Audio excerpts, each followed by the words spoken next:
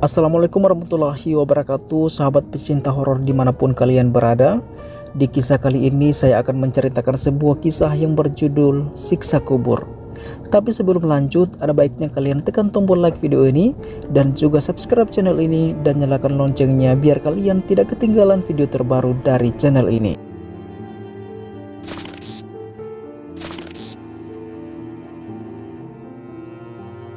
Di sebuah desa kecil yang terpencil, terdapat sebuah makam kuno yang selalu dihantui oleh kehadiran gaib. Cerita masyarakat setempat menyebutkan bahwa makam tersebut adalah tempat di mana roh-roh jahat berkeliaran, dan setiap malam mereka mencari korban untuk disiksa dalam kubur. Seorang pemuda bernama Arga penasaran dengan cerita-cerita tersebut dan memutuskan untuk menyelidiki.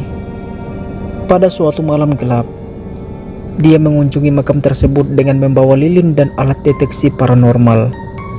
Saat berada di tengah makam yang sunyi, dia merasakan udara menjadi dingin dan bayangan-bayangan gelap mulai muncul di sekitarnya. Tiba-tiba, sebuah suara serak bergema dari dalam kubur. "Kau tidak seharusnya ada di sini." Arga terkejut dan mencoba mundur, tetapi kekuatan tak terlihat menahannya di tempat. Tanah di sekitarnya mulai bergetar dan tangan-tangan mayat yang membusuk muncul dari dalam tanah.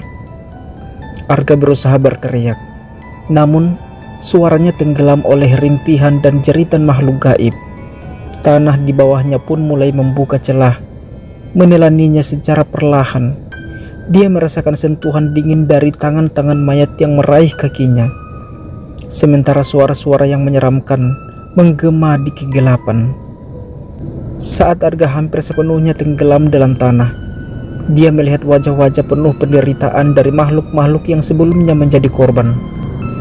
Mereka memandangnya dengan mata kosong, sementara suara-suara mereka menyuarakan derita dan kesakitan. Malam itu berakhir dengan kuburan yang kembali sunyi, dan Arga lenyap tanpa jejak. Pada malam berikutnya, seorang gadis bernama Lina mendengar kisah mengerikan tentang Arga yang menghilang di makam itu. Meskipun teringat akan peringatan masyarakat, rasa penasaran dan hasratnya untuk membuktikan keberanian membuatnya memutuskan untuk menyelidiki sendiri. Dengan hati-hati, Lina mengikuti jejak Arga ke makam tersebut. Sebuah angin dingin menerpa wajahnya ketika ia melangkahkan kakinya di tanah kuburan yang tertutup kegelapan. Lina membawa tas berisi peralatan paranormal yang diwarisi dari keluarganya. Saat malam semakin larut, Lina mulai mendengar bisikan-bisikan tak terlihat dan melihat bayangan-bayangan gelap bergerak di sekitarnya. Dengan gemetar, ia menyala lilin dan mengucapkan mantra perlindungan yang diperoleh dari buku-buku neneknya. Namun usahanya tampaknya sia-sia, karena suasana semakin tegang dan mencekam. Ketika Lina mencoba mengidentifikasi sumber kegelapan, tiba-tiba tanah bergetar dan suara-suara jeritan terdengar di udara. Kuburan-kuburan mulai terbuka dan makhluk-makhluk tak kasat mata muncul dari dalamnya. Lina melihat wajah-wajah penuh penderitaan, sama seperti yang dilihat Arga. Saat dia berusaha mundur, tangan-tangan mayat meraihnya. Dia merasakan sentuhan dingin dari dunia bawah. Sementara suara-suara menghantui memenuhi telinganya. Dalam kegelapan, Lina melihat Arga di antara bayangan-bayangan itu, dan wajahnya memancarkan ekspresi keputusasaan. Tiba-tiba, suara gaib berkata, "Kau telah melanggar batas yang tak boleh dilanggar. Kini kau akan bergabung dengan kami." Lina mencoba berteriak, tetapi suaranya terhenti oleh kekuatan tak terlihat. Tanah mulai membuka celah di bawahnya, menelan gadis itu bersama dengan Arga. Beberapa bulan setelah kepergian Arga dan Lina, seorang peneliti paranormal terkenal bernama Dr. Elisa Dawson mendengar kisah tentang makam terkutuk tersebut. Dia memutuskan untuk melakukan penelitian mendalam, memandangnya sebagai kesempatan untuk membuktikan keberadaan dunia gaib yang selama ini dianggap mitos. Dr. Dawson tiba di desa kecil itu dengan timnya yang terdiri dari ahli parapsikologi dan teknisi peralatan paranormal canggih. Masyarakat setempat memperingatkannya, memberitahu tentang malapetaka yang menimpa Arga dan Lina, tetapi rasa ingin tahunya tidak bisa dihentikan. Dengan tekad yang kuat, Dr. Dawson dan timnya memasuki kawasan makam pada malam yang gelap. Mereka memasang kamera pengintai, alat deteksi suara gaib, dan peralatan paranormal lainnya. Semua siap untuk merekam dan mendokumentasikan fenomena tak terjelaskan yang mungkin mereka temui. Ketika malam semakin larut, atmosfer menjadi tegang, dan angin malam membawa bisikan-bisikan tak terdengar. Peralatan paranormal mulai memberikan pembacaan yang tidak biasa, dan bayangan-bayangan gelap muncul di layar kamera. Dr. Dawson merasa getaran di udara dan mendeteksi kehadiran makhluk-makhluk tak kasat mata di sekitarnya. Tiba-tiba, suara gemuruh bergema dari kedalaman makam, dan tanah bergetar. Kuburan-kuburan mulai terbuka, membebaskan roh-roh yang terkurung.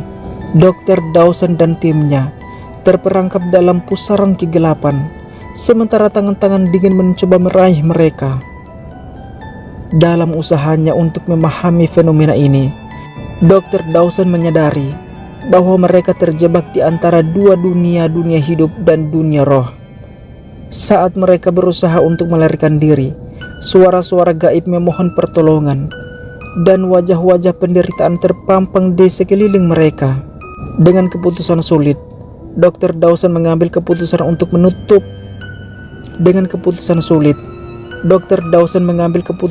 menutup makam kembali, mengorbankan dirinya dan timnya untuk memulihkan keseimbangan antara dunia roh dan dunia manusia.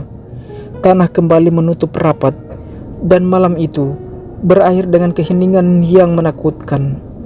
Desa kecil itu tetap menyimpan misteri, dan kisah siksa kubur di makam terkutuk menjadi legenda yang mencekam. Setiap orang yang mendengar cerita ini merasa hormat dan ketakutan terhadap kekuatan gaib yang mungkin tersembunyi dalam dunia yang tak terlihat. Beberapa tahun berlalu, legenda makam terkutuk itu menjadi semakin kuat dan meresapi setiap sudut desa kecil itu. Penduduk setempat berbicara tentang ketidakberdayaan mereka untuk membebaskan diri dari bayangan-bayangan siksa kubur yang menetap di sekitar kawasan tersebut. Seorang antropolog terkenal, Profesor Maria Santiago, mendengar cerita tersebut dan merasa tertarik untuk menyelidiki akar misteri ini. Dia datang dengan tim penelitiannya yang berpengalaman dalam mengkaji kepercayaan dan mitos masyarakat. Dalam perjalanannya, Profesor Santiago meresapi aura kegelapan yang menyelimuti desa itu. Penduduk, meskipun takut, memperingatkan timnya tentang risiko yang ada. Profesor Santiago penuh dengan semangat penelitiannya, merasa yakin bahwa ada penjelasan ilmiah di balik legenda ini. Tim peneliti mulai memasuki kawasan makam pada malam yang mendung. Mereka membawa teknologi canggih, termasuk peralatan pemindaian energi dan kamera termal. Suasana hening dipecahkan oleh desir angin dan cicit hujan, menciptakan suasana yang lebih mencekam. Namun ketika mereka mulai melakukan eksplorasi lebih dalam, tanah kuburan mulai bergetar dan suara-suara gaib bergema di sekitar mereka. Peralatan ilmiah mulai menunjukkan pembacaan yang tak wajar, dan kamera-kamera merekam gambar-gambar yang sulit dipercaya. Dalam keheningan malam yang mencekam, roh-roh yang tak terlihat mulai muncul. Profesor Santiago melihat wajah-wajah yang dipenuhi rasa sakit dan penyesalan, seolah-olah ia bisa mendengar jeritan mereka yang tak terucapkan, memohon pembebasan dari siksa kubur yang tak kunjung usai. Saat tim peneliti berusaha mencari solusi, tanah kuburan terbuka lebar, mengungkapkan dimensi lain yang jarang terlihat oleh mata manusia.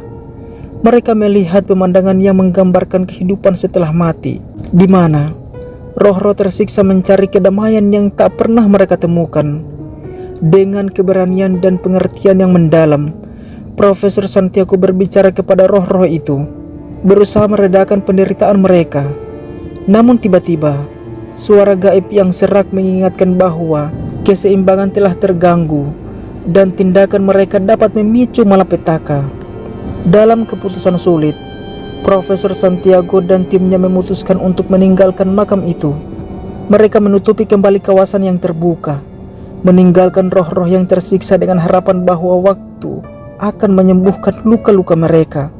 Desa kecil itu tetap menjadi tempat yang misterius, dengan legenda siksa kubur yang selalu menghantui.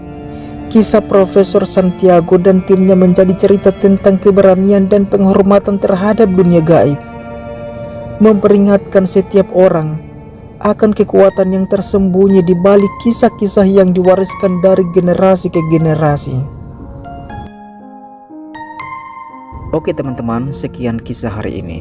Jika kalian suka dengan video ini, jangan lupa tekan tombol like, comment, and share video ini, dan subscribe juga channel ini. Dan nantikan kisah-kisah horor berikutnya. Jika kalian punya kisah mistis yang ingin kalian ceritakan, kirimkan cerita kalian di Facebook tema Gorontalo. Sekian, wassalamualaikum warahmatullahi wabarakatuh.